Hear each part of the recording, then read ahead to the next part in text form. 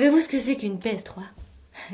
C'est une console de jeu qui vous permet de jouer en ligne avec des adversaires réels, mais dans un jeu virtuel, où l'on tire plus vite que son ombre. Une lutte de tous contre tous pour la conquête d'un territoire, d'un pouvoir ou d'une gloire, si vaine soit-elle. C'est Sony, le concepteur et le distributeur, qui commercialise ces prédateurs japonais, qui vous apprennent à tuer avant même de vous apprendre à compter. Seulement voilà, pour entrer en contact avec d'autres joueurs et se mesurer aux plus grands manipulateurs, il faudrait fournir certains renseignements, décliner votre identité et injecter un peu de sang neuf avec votre carte bancaire.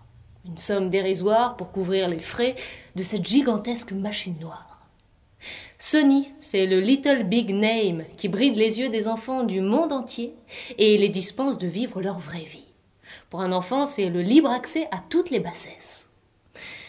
Avec Sa Majesté japonaise, tout le monde a fini par y jouer.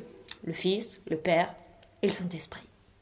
PlayStation Network, c'est la plus glorieuse traversée du désir. Passion, crucifixion et résurrection. On recule l'échéance, on meurt puis on revit. On ne construit plus, on déconstruit. Nul n'est méchant, nul n'est gentil, tout le monde est plus ou moins grand, agrandi, grandiose. Mais voilà que des pirates surnommés hackers ont décidé de jouer les troubles fêtes.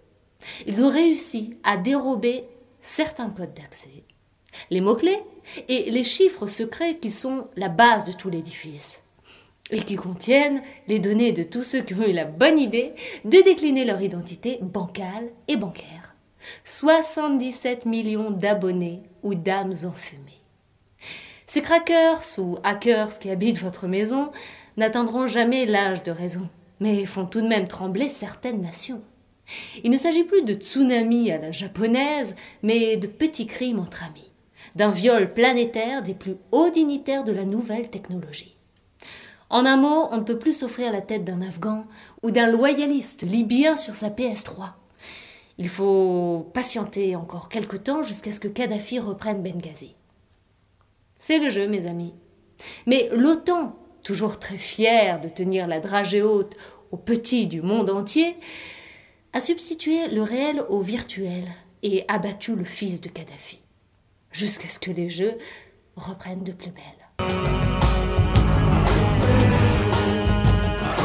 Non, pour tout vous avouer, c'est mon fils qui m'a fait la leçon. Je me suis contentée de faire quelques déductions. Notamment lorsqu'il m'a prié de lui offrir la Xbox 360. L'engin américain qui peut remplir à un détail près toutes les fonctions de son cousin japonais Sony, l'appareil maudit.